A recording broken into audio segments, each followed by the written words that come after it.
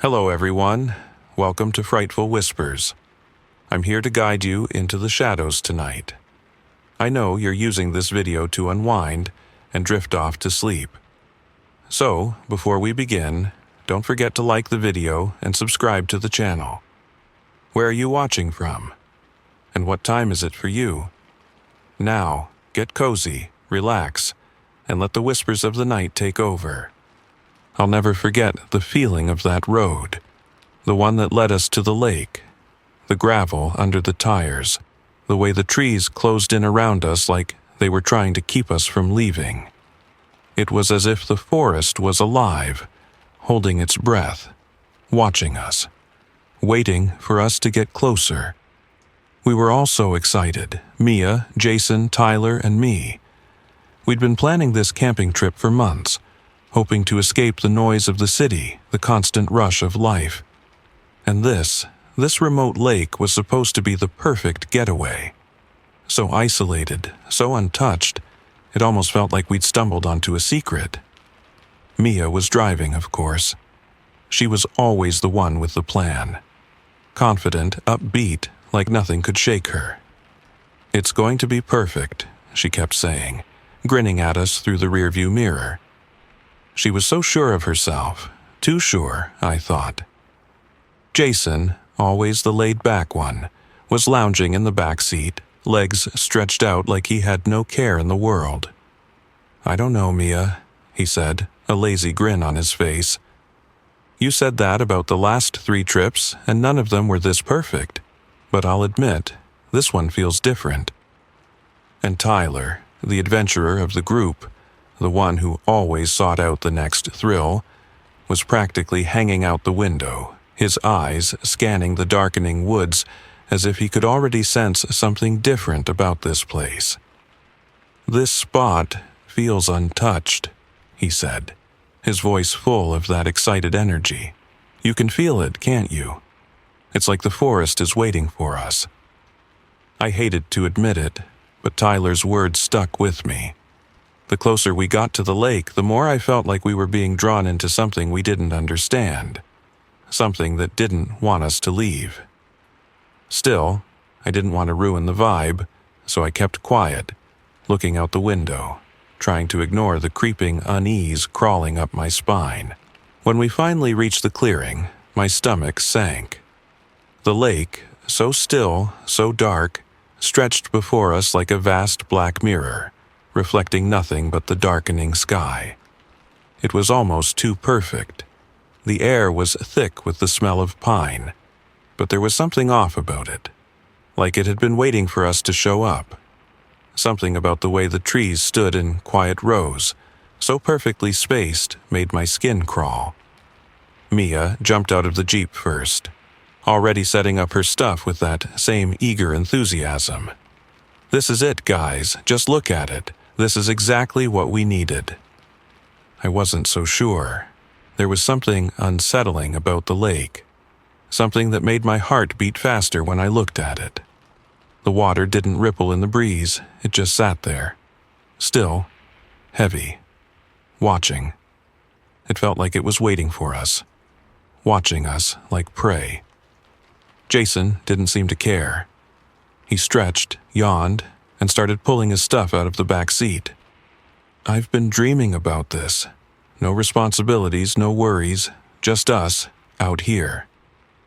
Tyler, however, had that look in his eyes, the one that meant he was thinking a little too hard about something. He stood still for a moment, his gaze locked on the water. "There's something weird about this place," he muttered, almost to himself. "It's like it's alive." I stopped, suddenly aware of the tension in the air. Alive? I couldn't explain it, but I felt it too. The lake felt wrong. It was so quiet, so perfect, that it didn't seem like nature at all. It seemed too controlled, too unnatural. Zoe, ever the voice of reason, wrapped her arms around herself, standing a little off to the side. "I don't know," she said, her voice a little shaky. "It's just, it feels off. Too quiet, like something's watching us." Jason, ever the skeptic, laughed it off. "Zoe, you always think there's something wrong with every place we go. It's just the wilderness. We're fine." But Zoe's discomfort lingered. I could see it in her eyes. She didn't trust this place. And, if I'm being honest, I didn't either. We set up camp by the lake's edge, the fire crackling as night began to fall, casting long shadows over the water. The wind had picked up, a cold breeze that made the trees shiver in response.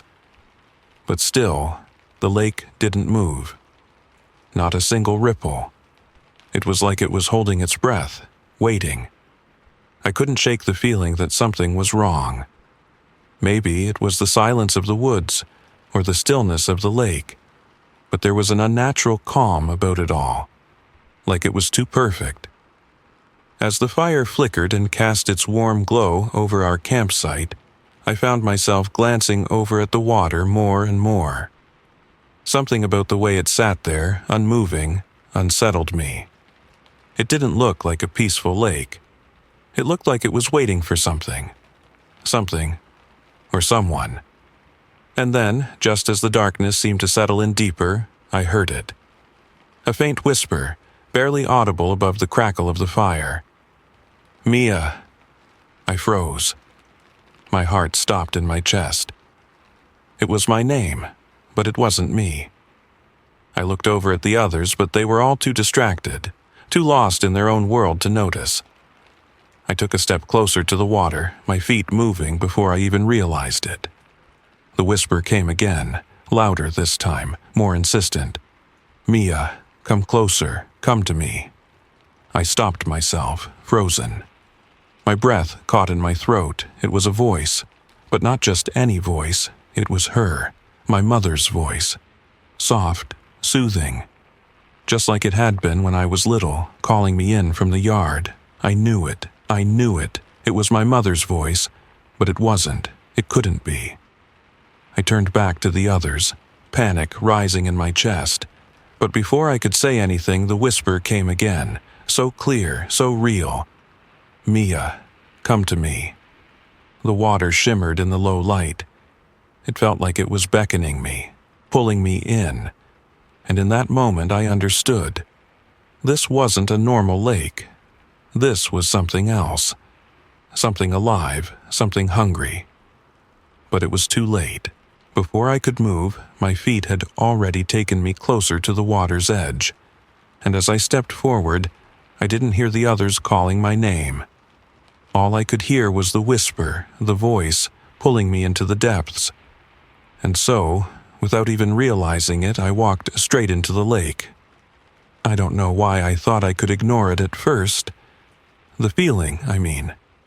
That unsettling, crawling sensation that something was wrong. The air around us seemed thick, almost like it was holding its breath. The fire crackled merrily in front of us, its warmth cutting through the chill of the evening air. But it didn't comfort me the way it should have. I kept glancing over my shoulder at the lake, trying to shake the feeling that something was watching me from the water. But every time I looked at it, the unease grew stronger. Zoe must have seen the look on my face, because she turned to me with concern in her eyes. "Mia, you okay?" I tried to smile, but it didn't feel real. "Yeah, just, I don't know, a little jumpy, I guess." Jason, lying back on the grass with his arms behind his head, chuckled. "You always get like this. We're out here to relax, not get paranoid." I didn't reply. I couldn't. The pull of the lake was already starting, subtle but unmistakable. And Tyler, of course Tyler, didn't even notice. He was already thinking about the next adventure, practically vibrating with excitement. "I've got to check out the other side of the lake," he said, practically bouncing in his seat. "I bet there's some cool caves or something around here. This place feels untouched." I just nodded along, trying to ignore the gnawing feeling that the land around us wasn't as innocent as it seemed. The lake, the way it stretched out before us, so still and quiet. It didn't feel like a part of the wilderness. It felt wrong. But I didn't want to ruin the mood, so I kept quiet. Then, just as we were settling in and the fire cast flickering shadows across our faces, I heard it, a whisper. So faint I thought it was the wind at first. But then it came again, clearer, closer. Mia. I froze. My breath caught in my throat. It was my name. The voice was soft, familiar, too familiar. It was my mother's voice. The same warm, gentle tone she used when she'd call me in for dinner when I was a kid. That same voice that had always brought me comfort. No, I thought, my heart pounding. It couldn't be, it wasn't possible, she wasn't here. I looked around, my eyes darting to the others, but no one seemed to notice. They were still laughing, still distracted. They couldn't hear it, but I could, and it was real. I could feel it vibrating in my chest. Mia, come closer. The whisper rose again, this time louder, more insistent. The voice, it was my mother's voice calling to me. I stood up without thinking, my feet already moving toward the water, my mind barely keeping up. Mia? Jason's voice cut through the haze in my mind, laced with confusion and concern. What are you doing? I didn't answer. I couldn't. My legs weren't obeying me. I was walking toward the lake, drawn by the voice, by the need to go. It was like I was being pulled in, like the water itself was calling me. And I didn't want to fight it. It felt right, even as my heart hammered in my chest. The voice came again. Mia, come to me. I took another step, my feet sinking into the earth. And that's when I felt it. The pull, stronger now, impossible to resist. It was like I wasn't in control anymore. Like the voice, that presence from the lake, had already seeped into my skin, into my bones. Mia, stop! Jason shouted, his voice sharp with panic now. But the voice wasn't his, it wasn't anyone's, it was mine. Mia, come to me. I didn't recognize the voice, but I knew it was mine, my own, but twisted. It was coming from the water, from the depths, and I couldn't stop myself from stepping closer. Mia! Jason was practically yelling now, grabbing my arm. What's wrong with you? But it wasn't me anymore, not fully. The voice that was mine wasn't. I looked down at my feet, the lake inches away from my toes, and I heard it again. My name, calling me, pulling me. It wasn't just a voice. It was a force, something alive. It was the lake itself, and it had already started to take me. It was too late. The ground beneath me seemed to disappear, and I was moving, stepping into the water without even realizing it. My skin prickled as the cold seeped into my legs, but the sensation didn't feel like danger. It felt like coming home. Get away from the water, Zoe screamed, but it was no use. The water wrapped around my ankles, and I didn't stop. I didn't even think. All I could hear was that voice, my voice. I barely heard Jason's frantic footsteps behind me as he tried to pull me back, but the moment his hand touched me, something changed in the air. The wind shifted, the fire snapped louder, and the entire world around me seemed to hold its breath. And then, it happened. The whisper stopped. Silence. The lake, once so still, now moved. It didn't ripple like a normal body of water. It breathed, like it was alive. And in that moment I saw it, something beneath the surface. A shape. A shift. And I realized, with a horrible clarity, what I'd been drawn to. It wasn't my mother's voice, it wasn't even my own, it was the lake. The lake had been calling me, drawing me in, and as I looked down into the water I understood. The lake was no mere body of water, it was alive. It was feeding on me, on all of us. A wave surged toward me, the water pulling me deeper, dragging me into its depths. I screamed, but the sound was swallowed by the blackness, the cold. I felt myself sinking, felt my body go limp, my mind slipping away. And then, through the darkness, I heard it again. My voice. Only this time, it wasn't calling me. It was whispering to someone else. It was calling for the next soul to take. It's hard to describe how it felt, how it feels, when you realize something's taken hold of you, when you know deep down that it's already too late. My body didn't belong to me anymore. It was as if something had replaced my blood. Something cold, something alive in a way I couldn't comprehend. I couldn't see Jason anymore. I couldn't hear anything except the voice. My voice, my own name, echoed from the depths of the water. It wasn't just a whisper anymore, it was alive, a living thing wrapping itself around my mind, pulling me under. Mia, come closer. It was soft, so gentle. Just like when I was a kid, lying in bed and hearing my mother call me inside for dinner. I felt that same comfort, that same warmth, but it was wrong. So wrong. The voice was mine, but it wasn't. The moment it called, the moment I felt it reaching for me, I couldn't stop myself. I didn't want to stop myself. The water around me had already reached my waist.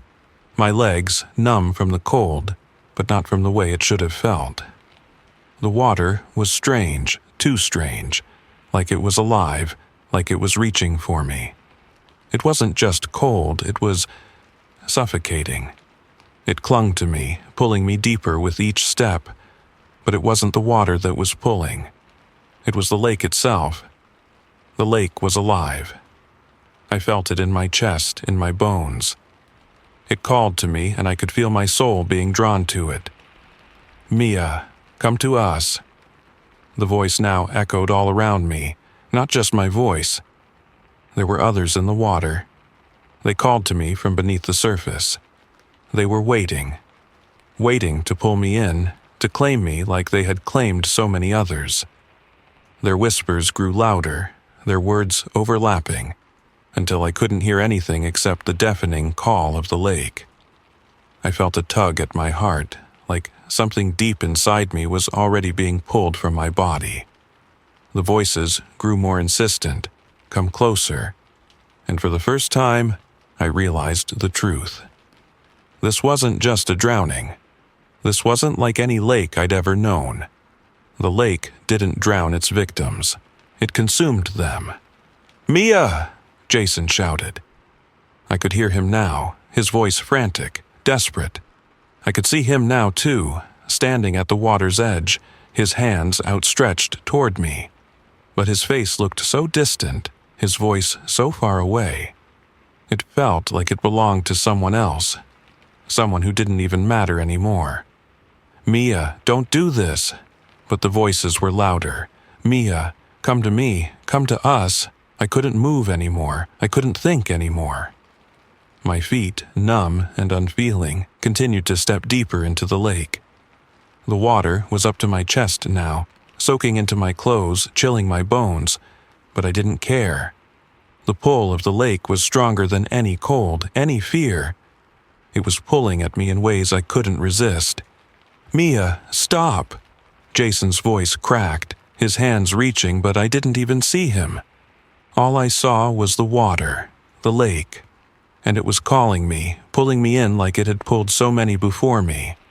I tried to fight it. I tried to turn around, but my body refused.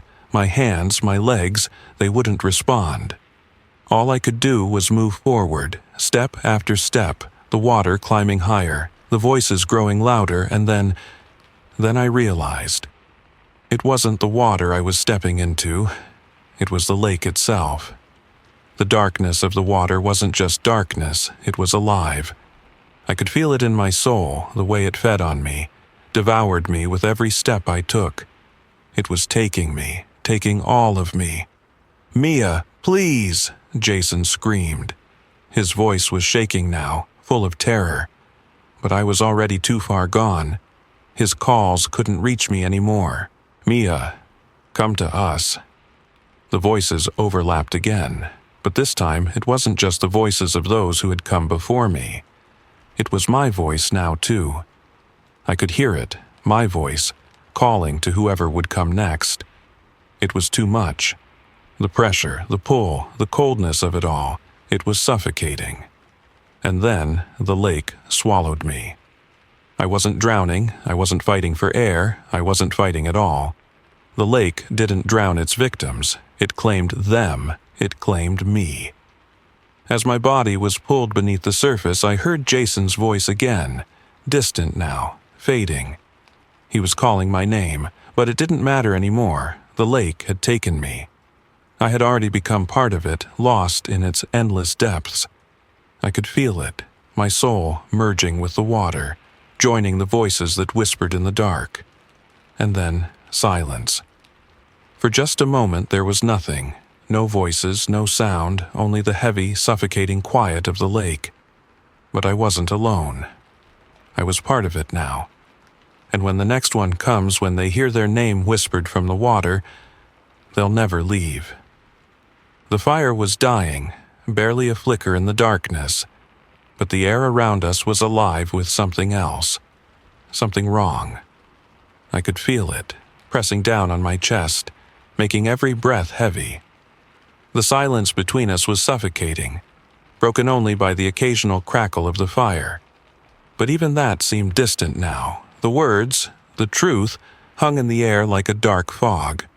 Mia was gone. Jason was next. And I had no idea what would come for me. I looked at the lake again. I couldn't stop myself. It was like it was watching me, waiting for something, but I couldn't pull my eyes away. The water was so still, so unnervingly quiet, it was as if it was listening. Jason paced back and forth, his face pale, eyes wide, like the weight of what had just happened was still too much for him to comprehend. Finally, he spoke, his voice shaking. "We need to leave. We need to get out of here," he said. But his words were weak. They felt hollow, as if they didn't have the power to change anything. His eyes darted to the lake, and for a moment I could see the fear in them, the real, raw fear. "We can't stay here. If we do, we're all—" He was interrupted by a sound, a low whisper, almost like a sigh, rising from the water, and then Jason. I froze, my heart stopped in my chest. The voice was unmistakable. It was his mother's voice, the same voice I'd heard him speak of so many times, warm, gentle, comforting. But this wasn't the same. It was twisted. It was wrong. "Jason," it called again, the voice breaking through the tension like a knife. "Jason." The voice was clear now, sharp and insistent. His body jerked, and before any of us could even react, he turned. He was moving toward the water, his feet carrying him forward as if he had no control. The look in his eyes was the same one I'd seen in Mia's before. Distant, lost, like he was already gone. "Jason, stop!" Zoe screamed, her voice panicked, but he didn't hear her. He couldn't hear any of us. I wanted to shout, to run after him, but I couldn't move. My body was frozen in place, my mind too tangled in the confusion, the fear, to process what was happening. The whisper grew louder, more desperate, and Jason's face twisted with something that could have been relief, but it was also horror. "Mom," he murmured, almost reverently. "I'm coming." Zoe grabbed my arm, her grip tight with panic. "We have to stop him. We can't just let him go." But it was too late. His legs moved faster now, as if the lake itself were pulling him in. "Jason," the voice called again, like a lullaby, like a promise. And he stepped into the water, his body sinking slowly, willingly, as if he had no choice. "Jason!" Tyler screamed, his voice breaking. But nothing mattered now. The lake had him. The water rippled, just for a moment, but it wasn't a ripple. It was more like the lake breathed. It moved, and Jason's form vanished beneath its surface. The whispers, they didn't stop, they couldn't. They had already claimed him, and now they turned on us. I didn't know what to do. I could barely breathe. The silence that followed Jason's disappearance was suffocating, broken only by the sound of Zoe sobbing in the background. She collapsed to the ground, her face pale, her body shaking. "Jason," she whispered through her tears, but her voice didn't reach him. It didn't even reach us. Tyler stepped forward, his eyes wide with disbelief. "What is this place? What the hell is going on?" I couldn't answer him. I didn't have the words. All I could hear was the lake. All I could feel was the pull, the whispering, calling, waiting. "Zoe." The voice called her name, sweet and gentle, like it had called to Jason. It was so real, so familiar, that for a second I wondered if it was my voice. But no, it wasn't. It was the lake. The same voice I had heard calling Mia, the same voice that had pulled Jason under. I couldn't move. My feet felt frozen in place, my limbs heavy with the weight of the dread pressing down on me. I could feel the water calling me now, too. My name. It felt like it was waiting, like it had been waiting for all of us. Zoe, lost in her grief, didn't hear it at first. She was too caught in the shock of losing Jason, too caught in the horror of what had just happened. But then, she stopped crying. Her eyes lifted slowly to the water, and I saw it, the recognition, the pull, the way her body tensed, like she could feel it too. "Zoe." The voice whispered again, so close, so familiar, her name trailing off like a promise. And I could see the change in her, how her body began to move, slowly, hesitantly, but it moved toward the water. She couldn't hear us anymore. The lake had already begun to claim her. "No," I shouted, but it was useless. She couldn't hear me. She couldn't hear any of us. Her steps grew steadier, more certain, as if the lake had already wrapped around her, pulling her closer. The air around us grew thick, the pressure so heavy that I thought I might collapse under it. The voices, the whispers, the pull of the water. It was all too much.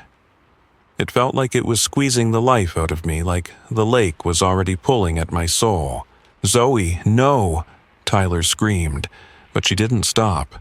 She kept walking toward the water, her expression blank, distant. I tried to run to her, tried to stop her, but I couldn't move fast enough.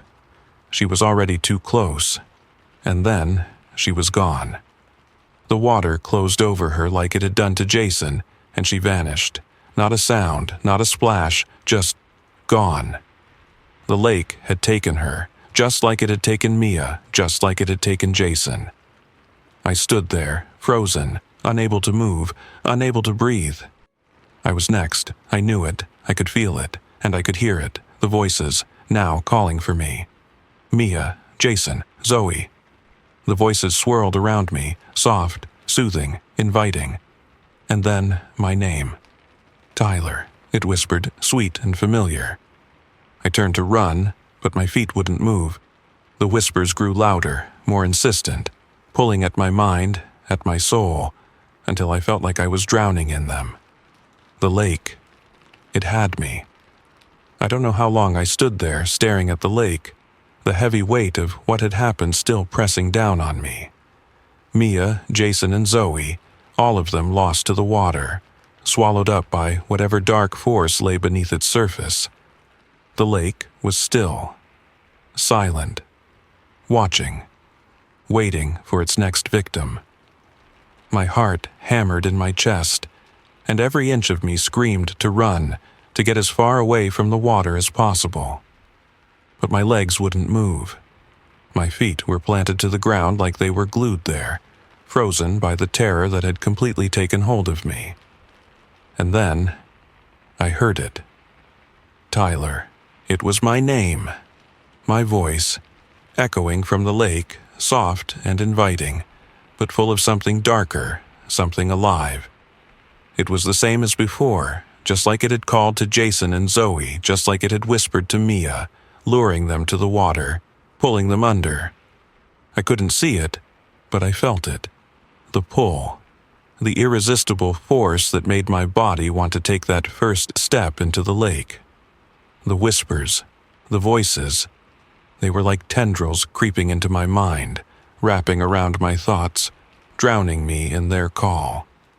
It was the lake, the voice of it, the thing beneath the water. I could feel it. I could feel it reaching for me. No, I gritted my teeth, fighting against it, but it was so hard. It was like my body wasn't mine anymore, like the lake had already started to take me.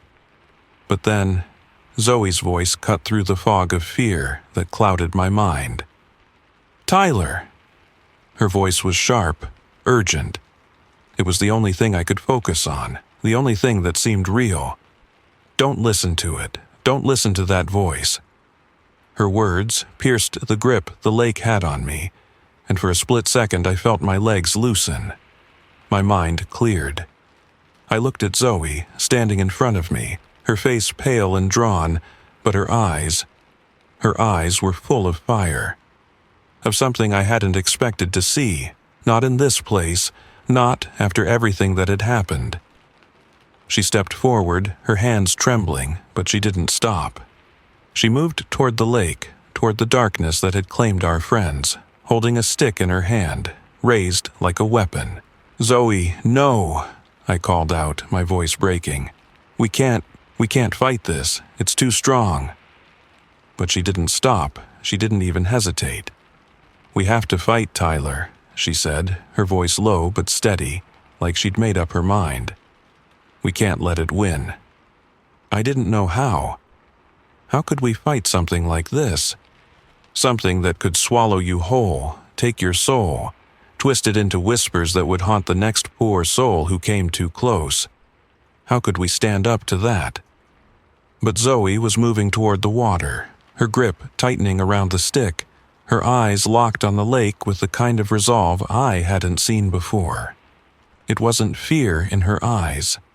It was defiance. "Stay with me, Tyler," she said, her voice urgent. "We don't have a choice, not if we want to survive." She turned to face me, and for the first time, I realized something in her had changed. The girl I'd known was gone. The fear, her fear, it was buried deep beneath layers of rage and determination.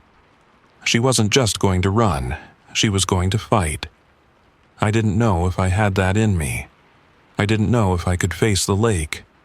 If I could face whatever the hell it was that had already taken Mia, Jason, and now Zoe's mind. But I had to try. I had to.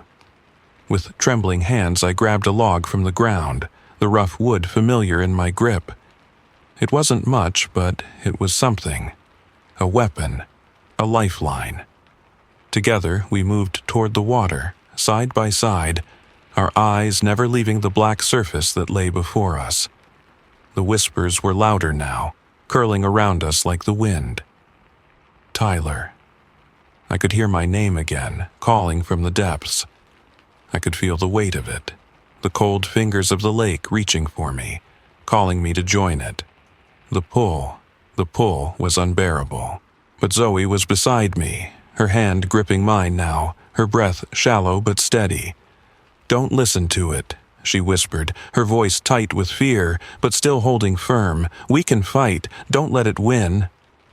I nodded. She was right. I had to fight. For Mia, for Jason, for Zoe, for all of us. The water was rising now, the lake's surface undisturbed, like it was waiting for us to step closer, to let it claim us too. The whispers surrounded us, a constant murmur beneath the surface, each voice more insistent than the last. "Tyler, Zoe," it whispered.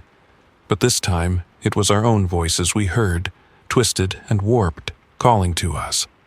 "Come closer." I felt the cold seep into my skin, the water rising up to my knees, then my waist. Zoe's grip tightened on the stick, her eyes never leaving the lake.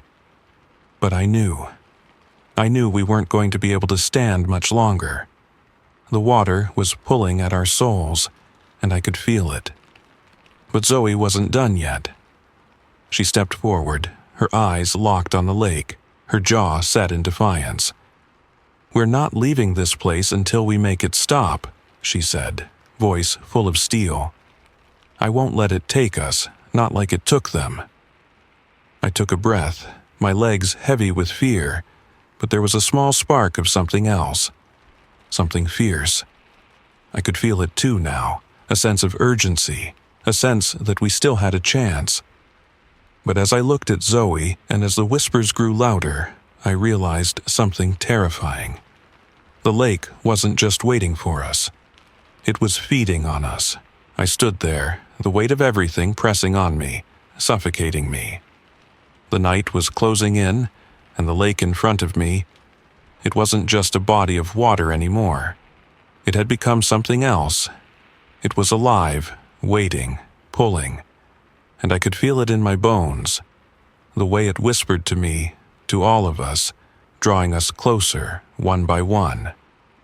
I watched Zoe standing there, her body trembling but still somehow moving forward, inching closer to the water. I wanted to scream, I wanted to run, I wanted to fight, but my body didn't obey. The fear, the pull of the lake was stronger than anything I had ever felt before. I tried to shout her name, to pull her back, but my voice caught in my throat. "Zoe," I managed to croak, but my words were swallowed by the night, lost to the whispers rising from the lake. She didn't stop. She kept walking toward the water, her eyes glazed, her face pale, as though the lake had already claimed her. It had. It had already taken her, and I knew it. The moment her gaze locked with the water, I knew she was lost. "Zoe." My voice came out more desperate this time, but she didn't hear me. Or maybe she did, but she didn't care. The lake was calling her. It was calling us all. Her body was still, frozen in place, as the whispers wrapped around her like a web, curling around her thoughts, around her mind, until there was no escaping it. She had heard it. The lake had already begun to sink its claws into her. I can't fight it, Tyler." Her voice was soft, barely more than a breath, but I heard the tremor in it. The realization. She knew it, too. She couldn't fight it anymore. I reached for her, my hand shaking as I tried to pull her back, but my fingers met nothing but the cool, damp air. Zoe. She was slipping away, and there was nothing I could do to stop it. Her eyes were distant now, as if she was already somewhere else. Somewhere beyond me, beyond us. Somewhere the lake had already claimed her. I took a step toward her, my heart pounding in my chest. "Zoe, please, don't go into the water. You can't let it have you too." But she wasn't listening. The whispers were too strong, too powerful. She was already there, standing on the edge of the water, her feet sinking deeper, her body being drawn in by an invisible force. The coldness of the lake licked at her ankles, and I saw her shudder, but she didn't pull away. No, she didn't resist. She welcomed it. I saw the truth then, the horrible, terrifying truth. The lake wasn't just a place. It wasn't just a body of water that had swallowed our friends. It was alive. It had always been alive. And it fed on us, on our fear, on our grief. It had been waiting, watching, waiting for the moment when it could consume everything we were, and we would become a part of it, trapped beneath its surface like the voices we'd been hearing, like the souls it had claimed before. And now it was claiming Zoe. She had already let go, she had accepted it, she had given in. My heart stopped as I realized the depth of what was happening. The lake wasn't just calling us. It was feeding on our souls, and once it had you, there was no escape. You became part of the water, part of the darkness, part of the endless, whispering chorus that lured the next soul to take its place. Zoe stepped forward. One last step, into the water. The lake swallowed her whole. I couldn't even scream. There was no sound, no splash, nothing. She was gone, just like that. Disappeared beneath the surface, leaving no trace behind. The water settled as though she had never been there, as though she had never existed. And then, the whispers returned. Zoe, her name, her voice, calling out to me from the depths. I wanted to run, I wanted to escape, to leave this place and never look back, but I couldn't. My body wouldn't obey. I was paralyzed, frozen in place, the weight of the lake's pull already wrapping around me like chains. It had taken Zoe, and it wanted me next. I felt it then. A coldness. A creeping sensation that started at my feet and slowly worked its way up my legs, my body, my chest. I could feel the water, even though I wasn't in it. I could feel it inside me, wrapping around my soul, my very essence. It wasn't just the lake's water that pulled you in. It was the voices. It was your voice, calling you, dragging you down piece by piece, until you were no longer yourself, until you were part of it, until you were lost, forever. Zoe had stepped into the water, and now I understood. She had known, she had accepted it. I was next, and the lake would never let me go. I was paralyzed. The lake, that suffocating, monstrous thing, stretched before me like an endless abyss. My eyes were fixed on the water, but it wasn't just the stillness that terrified me anymore. It was the truth. The horrible truth I had been trying to deny for hours, for days. The lake wasn't just a killer. It wasn't just a haunted spot or some tragic accident waiting to happen. The lake fed, it consumed. It devoured everything in its path, our fear, our souls, our very being. And now it was calling to me. Tyler. My name, my voice. I couldn't move, I couldn't breathe. The lake had already claimed Mia, Jason, Zoe, and now it was coming for me. The whispers, that twisted sound, filled the air, curling around me, through me. I could feel it. It was inside me now. Every voice, every echo, every whisper. It wasn't just a sound. It was a presence. A thing that seeped into my soul, spreading its darkness, pulling me closer to its cold embrace. I tried to tear my eyes away from the water, but I couldn't. I couldn't escape it.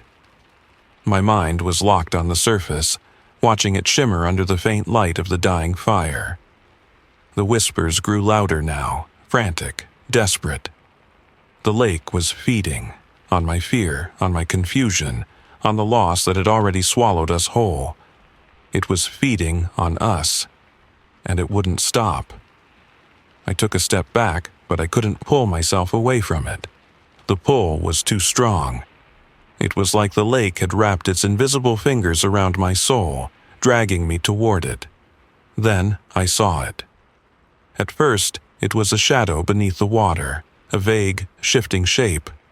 But then, it took form, Mia's face. Her eyes were wide open, staring directly at me from just beneath the surface. I couldn't move, I couldn't breathe. It wasn't her, it wasn't my friend anymore. She was gone. But her face was still there, staring, eyes hollow and empty, lips parting to speak. But the voice that came out wasn't hers. It was the lake's. It was the thing that had taken her. Tyler. The voice wasn't hers. It was different. It was cold, distorted, warped by the depths. Tyler, come closer, come to us. I stumbled back, gasping for air, but the lake didn't let me go. The whispers, they filled my head now. Mia, Jason, Zoe, all of them, their voices overlapping, twisting together in a sickening symphony, calling me, urging me to join them. I couldn't escape. I didn't want to. Part of me wanted to step into the water, to be with them again, to let it take me, to end the pain, to end the fear. But another part of me, a small, trembling part, was still fighting, still trying to claw its way back to the surface. I couldn't give in. I couldn't let it have me, not like it had taken the others. Tyler. Jason's face appeared, this time behind Mia's. His eyes were open too, but they were empty, vacant, as if his soul had been sucked out and replaced by the darkness of the lake. His voice was the same as hers, twisted, wrong, cold. Tyler. I wanted to scream. I wanted to shout, to tear myself away from it, but the pull was too strong. The water was calling to me. The voices were calling to me, and I felt myself moving forward just an inch at a time. I didn't want to go. I didn't want to take that step. But my body wasn't mine anymore. "Mia," I whispered, my voice trembling, my legs moving of their own accord. "I can't." But I knew I was already too far gone. The water was reaching for me, pulling at my soul, at my heart. It wasn't just the lake anymore, it was them. It was the souls of the lost, their whispers wrapping around me like chains. And then, Zoe's face appeared beneath the water. Her eyes were wide too, and her smile. God, her smile. It wasn't kind. It wasn't the Zoe I knew. The smile I saw was a mockery of who she had been. It was a twisted grin, pulling me deeper into the lake's grip. "Tyler, join us," her voice whispered. But it wasn't her voice anymore. It was the lake again, that cold, malevolent presence. It was the thing that had taken her, that had taken them all, and now I knew. The lake wasn't just taking us. It was turning us into it. Part of the lake, part of the water, part of the endless, whispering chorus that called to the next soul. It was a trap, a prison, and once you heard your name, once you stepped into that water, you became a part of it, a part of the lake. I tried to step back, I tried to run, but my legs wouldn't move. The voices were louder now, so loud I couldn't hear anything else. And then I realized I wasn't running anymore. I was already in the water. My feet were already submerged. The cold seeped into my bones, and the voices, my friends, my soul, they were pulling me under. They were waiting for me. Tyler. It was my voice now. I was calling myself. From the depths, from the dark, endless void that had taken my friends. And I understood. The lake didn't just take us. It became us. Thank you for venturing into the shadows with me here at Frightful Whispers. Remember, the darkness holds secrets, but also whispers truths to those who dare to listen. If tonight's tale sent shivers down your spine, be sure to like, share, and subscribe. It helps keep the fire of fright alive. Rest easy, but keep one eye open, for the night is never truly still. Until we meet again, stay vigilant, stay curious, and let the whispers guide you.